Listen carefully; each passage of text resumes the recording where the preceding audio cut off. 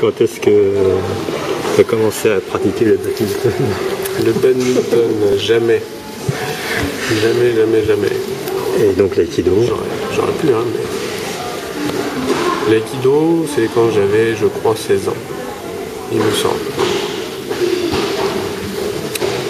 Quelle motivation? Quelle motivation? Mais écoute, j'ai suivi les pérégrinations de Léo, hein, puisqu'on a commencé très tôt les arts martiaux avec diverses disciplines. Et quand il faisait de nouvelles explorations, je le suivais dans ses recherches. Voilà. Donc c'était très simple pour moi à l'époque, puisque je me contentais de faire ce qu'il faisait. D'accord. Donc tu as suivi son évolution au niveau... Oui, exactement. Que tu as commencé chez qui? Chez quel... Avec Léo, nous avons commencé chez Jacques Bardet. Ok, voilà. Moi j'avais vu un cours près de chez moi qui m'avait pas du tout plu. Donc j'avais pas pratiqué, hein. J'avais assisté à rien qu'à l'échauffement et je suis reparti tout de suite. Parce que le professeur ne me plaisait pas. Voilà. En fait, ce qu'il dégageait, je sais même plus qui c'était, hein, mais enfin, je me souviens très bien de l'ambiance du cours qui se dégageait, ça ne m'avait pas du tout attiré. Parce qu'en fait, j'avais déjà fait d'autres choses avant, donc je savais déjà ce qui allait correspondre ou pas au travail que je recherchais, quoi. Et tu avais fait quoi avant? Voilà, j'ai commencé par le kung-fu, ensuite on a fait pas mal de pieds-points, karaté, taekwondo, un peu de lutte, de self-défense, des choses comme ça. Et puis on a continué d'ailleurs parallèlement jusqu'à un certain temps. Et puis je ne sais plus exactement jusqu'à quelle époque, mais à un moment donné on a cessé de pratiquer autre chose que l'aïkido. On a continué à s'entraîner un peu entre nous d'autres choses, hein, mais on est resté sur l'aïkido. Je peux pas dire pour Léo, hein, mais je pense que pour moi la rencontre avec Metamora était vraiment essentielle.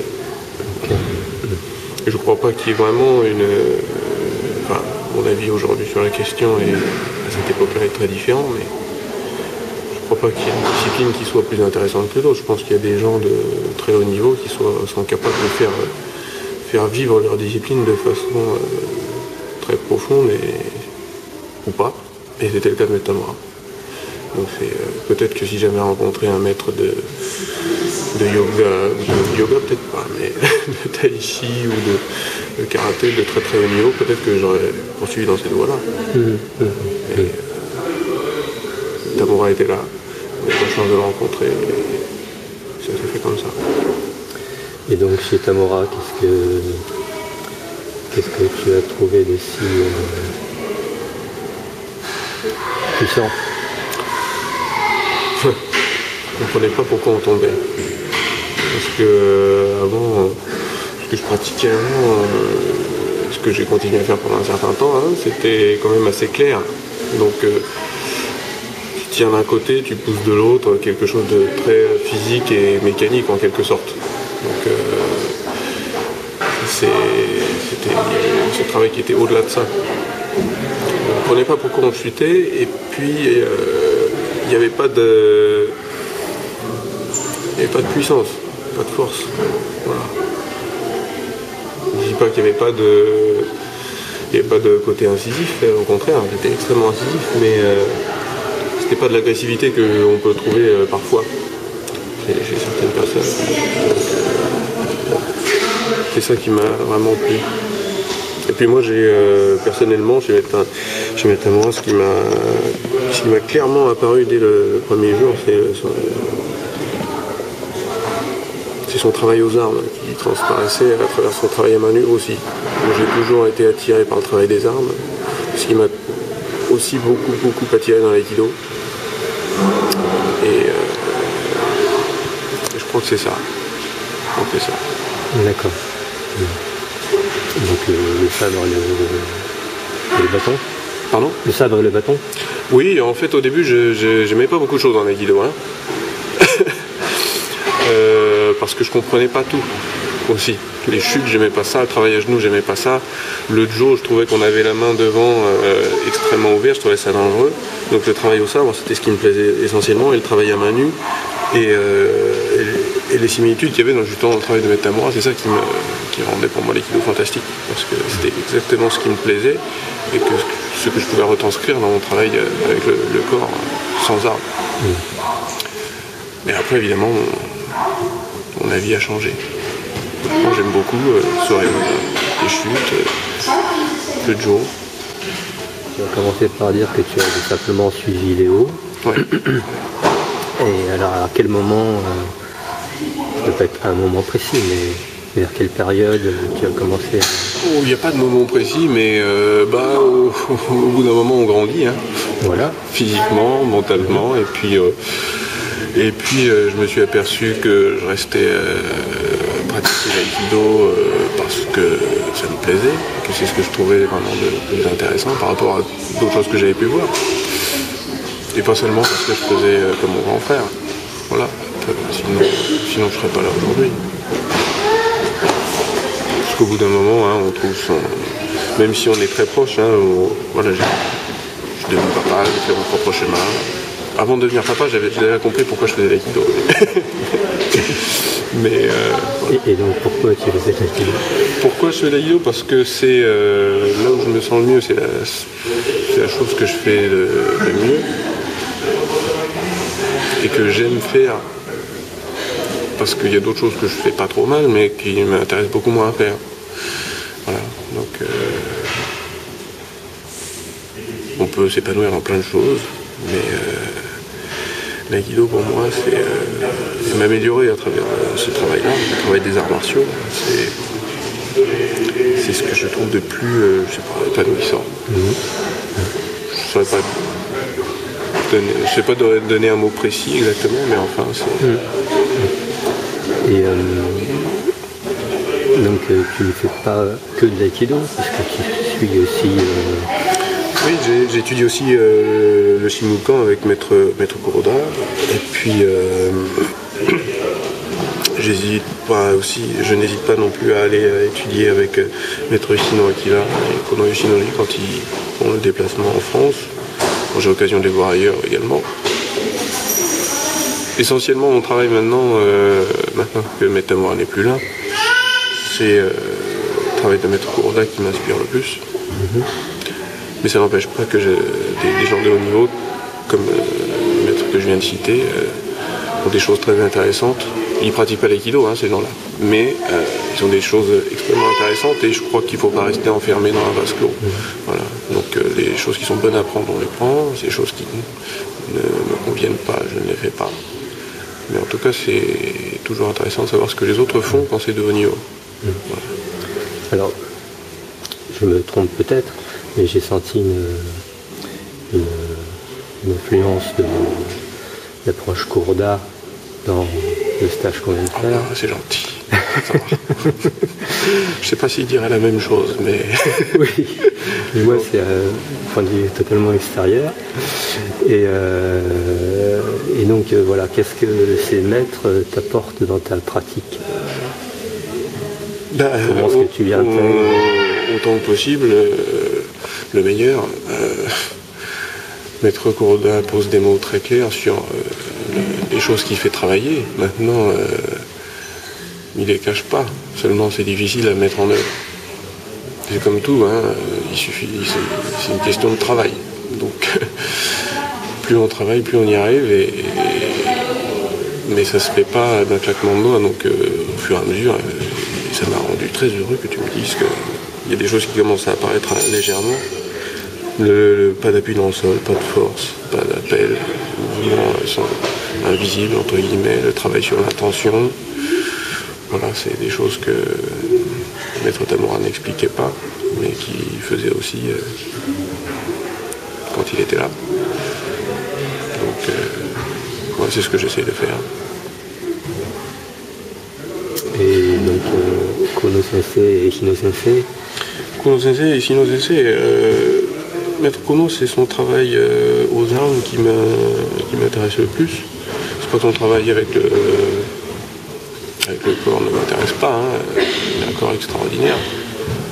Mais Maître Gino, c'est le contraire. Ce serait plus son travail sur la sensibilité à travers le corps, hein, et même en dehors du corps d'ailleurs. Voilà. Ça, c'est ces deux aspects qui sont les plus intéressants, je trouve, chez ces deux personnes-là. Ça ne veut pas dire que ce qu'ils font par ailleurs n'est pas du tout intéressant. C'est que c'est pas exactement la façon que je cherche à faire. Quelle est ta recherche? Écoute, autant que possible, ce que j'ai cité du Shinmukan tout à l'heure, faire une technique la plus légère possible, imperceptible. De toute façon, moi je suis pas quelqu'un de puissant physiquement. J'ai jamais été puissant. J'ai eu la chance d'avoir un grand frère qui a toujours été physiquement plus fort que moi. Donc très jeune, j'ai jamais voulu j'ai jamais voulu m'opposer de force. Donc c'était une grande chance pour moi parce que j'ai tout de suite compris que ça ne servait à rien. Donc c'est ce que je cherche à faire aujourd'hui, mettre en pratique sans s'opposer physiquement, sans mettre de la force, en étant le plus dépouillé possible, en quelque sorte. Il y a plusieurs enseignants, plusieurs maîtres qui parlent donc du relâchement, tout ça. Donc, pas forcément, ça ne concerne pas uniquement les kilos. Toi, comment est-ce que tu essaies de l'appliquer, Le relâchement? Oui. Eh bien, c'est difficile d'expliquer par des mots des sensations physiques corporelles. Donc c'est là que ça devient difficile de transmettre des choses. C'est pour ça que j'essaie d'aller voir autant que possible mes élèves quand je leur enseigne, pour leur faire sentir les mouvements. Donc le relâchement, c'est quelque chose de très concret, je trouve. Voilà. Aujourd'hui, c'est ce que je pense, peut-être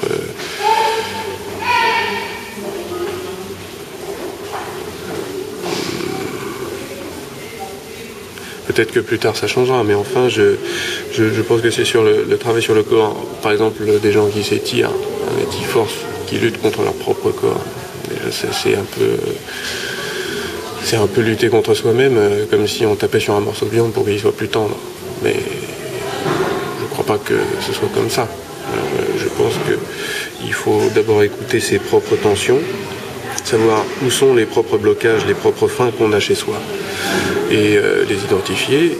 Est-ce qu'ils sont nécessaires? Est-ce qu'ils ne sont pas nécessaires? Est-ce qu'on peut les faire s'évanouir? Par exemple, ça c'est une mode d'approche pour les étirements entre autres. Et après pour les mouvements, on peut utiliser la même approche. Il n'y a pas de limite au relâchement. Il y a de la limite à tout ce qui est physique, hein. La force, la rapidité, la souplesse.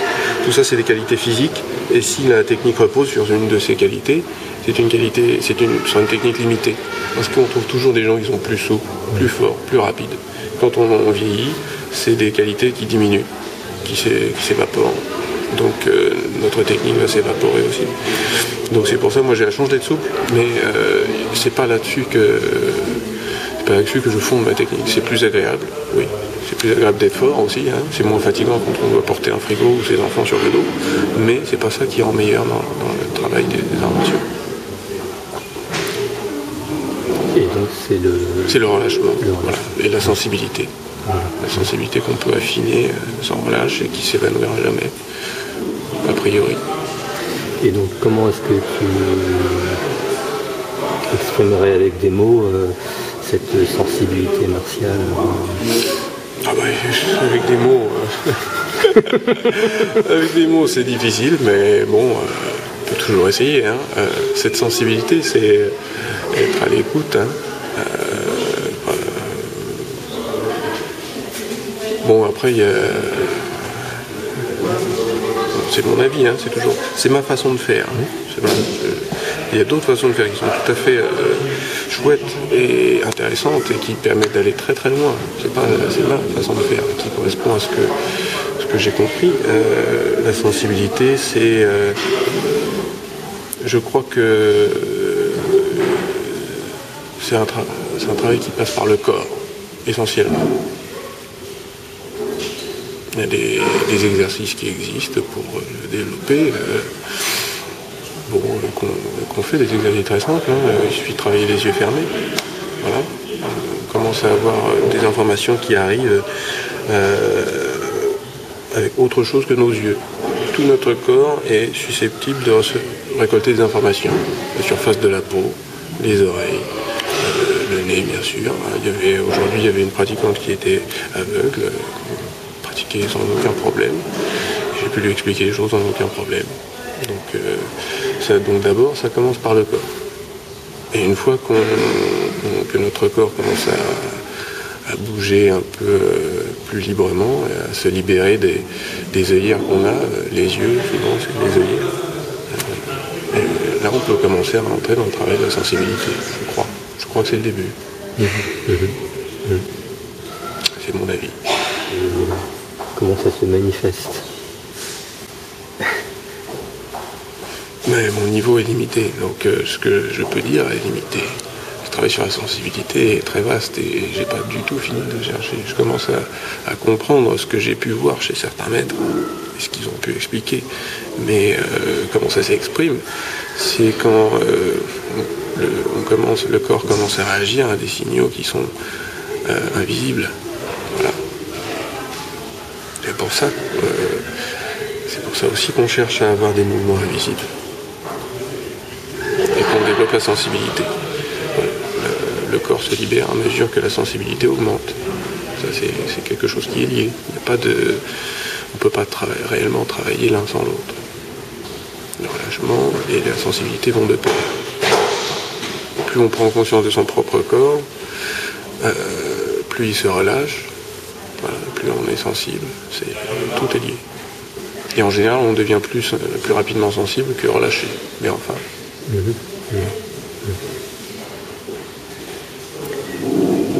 Tu disais pendant le stage que donc le partenaire pouvait être disponible, oui, donc sensible, ou sourd.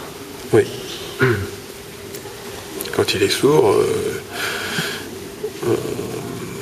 c'est-à-dire que quand on ne parle pas le même langage, on ne peut pas se comprendre. Donc mais c'est pas grave. On ne fait pas du tennis, j'ai rien contre le tennis, mais enfin on fait des arts martiaux, donc ce qu'on fait doit fonctionner avec tout le monde. Donc même les gens qui sont a priori insensibles à ce travail-là. Donc mais par exemple, je ne monterai pas sur un ring faire de la boxe avec un champion de boxe, parce que ce sont ses règles, c'est son monde. Je ne vais pas rentrer dans son monde parce que je ne suis pas expérimenté dans ce domaine-là. Donc si je veux affronter quelqu'un qui est très puissant, je ne vais pas essayer de développer ma puissance contre la sienne, parce que j'aurai aucune chance. Donc même s'il n'a pas ce travail de sensibilité, moi j'aurai le mien, et ça me permettra de trouver les ouvertures dans son travail, s'il y en a, parce que ce sera ma seule chance de réussir à l'abattre, si ça devait arriver un jour. Donc c'est là que mon travail de sensibilité entre en pratique. Que lui soit sensible ou pas, ça change rien.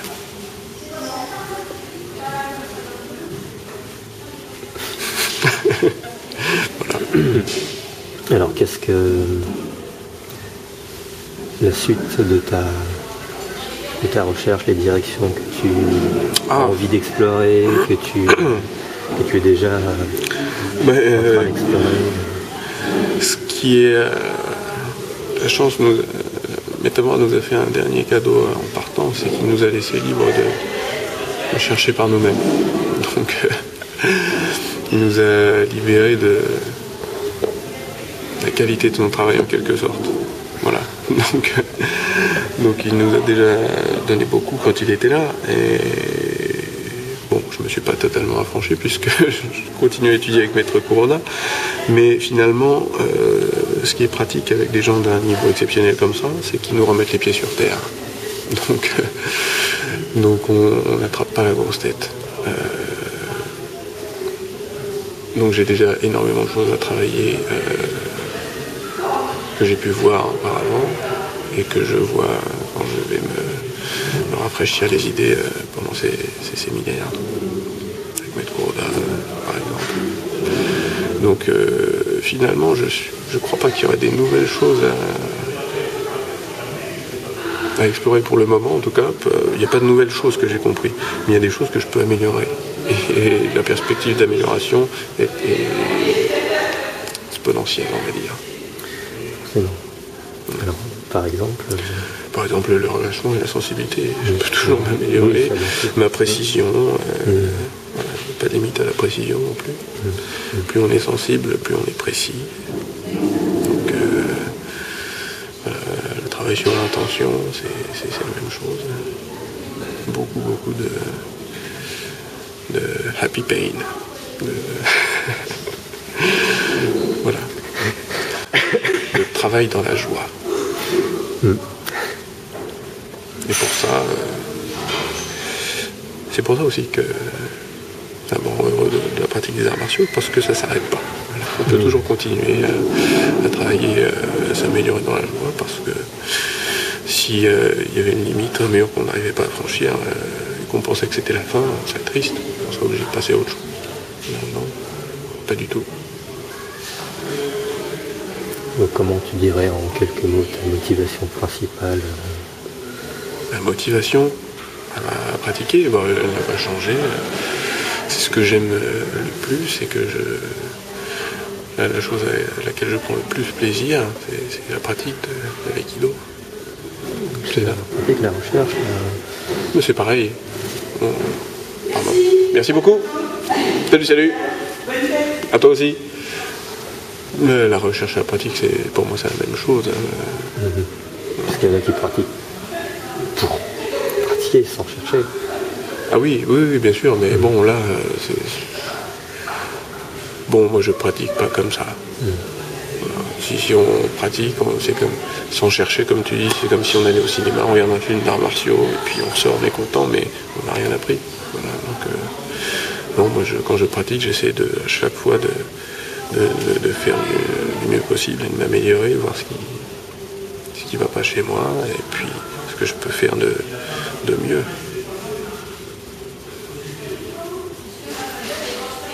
Donc si je me contentais de répéter ce que je sais déjà faire, ce serait triste quand même. Ouais. Ce serait dommage. Un dernier mot. Dernier mot. Eh bien écoute, merci à toi. Joyeux Noël, puisque c'est demain. Nous sommes le 23 décembre. Le monde ne s'est pas écoulé. Et le monde change chaque année. Voilà. Pour le mieux, il faut espérer. En tout cas, joyeux Noël à tous et puis bonne année. Merci beaucoup. Et tu t'intéresses aux histoires de fédé, tous ces problèmes Je m'y intéresse malgré moi. Parce que, comme ça, bon, malheureusement, je crois que les gens vont devoir chacun faire leur choix assez rapidement. Chacun va devoir faire ses propres choix. Moi, je vais faire les miens et puis j'expliquerai les choix que je ferai, je pense, à la rentrée. Donc là, c'est les fêtes, c'est le temps que je vais prendre pour la réflexion, un peu plus au calme. Mais bon. De toute façon, ça suivra son cours, chacun prendra peut-être des chemins différents, probablement. Mais c'est pas grave. C'est la vie. Du moment qu'on peut pratiquer dans la joie, tous les moyens sont bons. Pour moi, en tout cas. Merci beaucoup. Merci beaucoup à toi.